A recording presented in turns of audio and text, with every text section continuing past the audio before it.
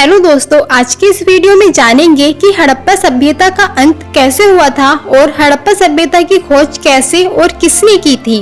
तो दोस्तों, पूरी जानकारी के लिए वीडियो को पूरा आखिरी तक जरूर देखिएगा। तो आइए दोस्तों, वीडियो को शुरू करते हैं। हड़प्पा सभ्यता का दूसरा नाम सिंधु घाटी सभ्यता के रूप में पहचाना जाता है, जो भारत के उपमहाद्वीप के समय से पहली ज्ञात शहरी संस्कृति है।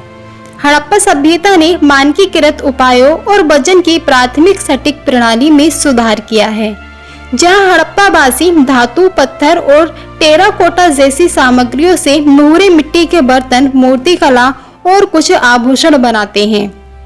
हड़प्पा संस्कृति और सभ्यता की खोज मुख्य रूप से राज बहादुर दया राम साहनी द्वारा की गई थी।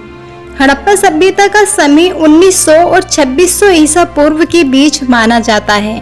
पहले के दिनों में हड़प्पा संस्कृति मुख्य रूप से दो प्रकारों से जानी जाती थी, जिसमें प्रारंभिक हड़प्पा और बाद का हड़प्पा शामिल है। हड़प्पा सभ्यता कई वर्षों तक जारी रही, लेकिन हड़प्पा के लोगों ने गिरावट देखी और हड़प्पा सभ्यता का अंत गंभीर कारणों से परिलक्षित होता है। 1862 के युग में अलेक्जेंडर कनिंघम पुरातत्व के सर्वेक्षक थे, जिन्होंने पंजाब के पड़ोसी क्षेत्र हड़प्पा में कुछ अजीबोगरीब अज्ञात मोहरों की खोज की थी। हड़प्पा में प्रारंभिक व्यापक खुदाई वर्ष 1920 में राय बहादुर दया राम साहनी द्वारा की गई थी, जिसने हड़प्पा सभ्यता की खोज में इतिहास रच दिया था।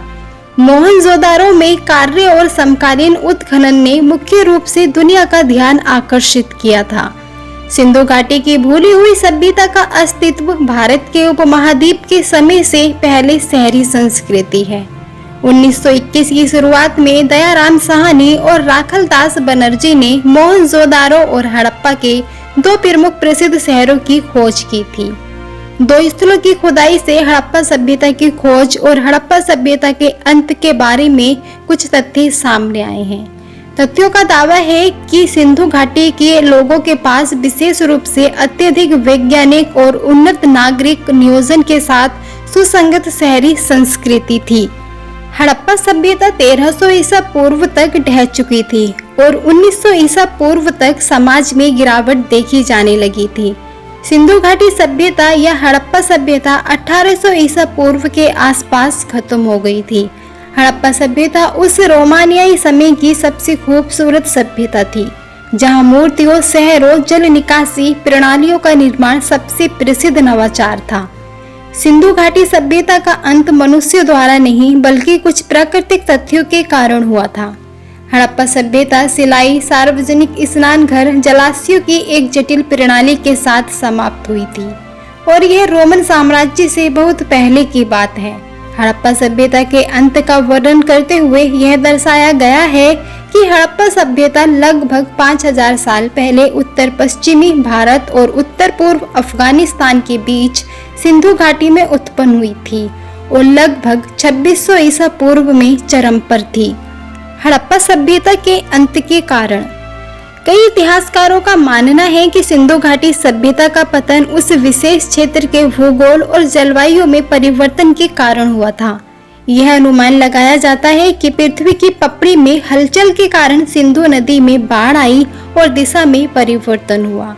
एक और कारण हड़प्पा या सिंधु घाटी सभ्यता के विनाश के रूप में उभरता है, जो आक्रमण के कारण हुआ। ब्रिटिश पुरातत्वविदों का दावा है कि आर्यो इंडो यूरोपीय जनजाति ने सिंधु नदी घाटी पर कब्जा कर लिया था। तीसरा कारण है जलवायु और भौगोलिक परिवर्तन के कारण नदियों का सूखना हड़प्पा सभ्यता के अचानक खत्म होने का मुख्य कारण है। प्लेग महामारी के प्रकोप को सिंधु घाटी या हड़प्पा सभ्यता और संस्कृति के पतन का कारण माना जाता है। अध्यायों में हड़प्पा सभ्यता या संस्कृति की खोज और नवाचार की प्रक्रिया का उल्लेख किया गया है। बाढ़, वर्षा और प्रमुख जलवायु परिवर्तन हड़प्पा सभ्यता के पतन का कारण है, जहां विद्वानों और वैज्ञानिकों ने हड़प्पा सभ्यता के अंत का मुख्य कारण आर्यों के आक्रमण को बताया है।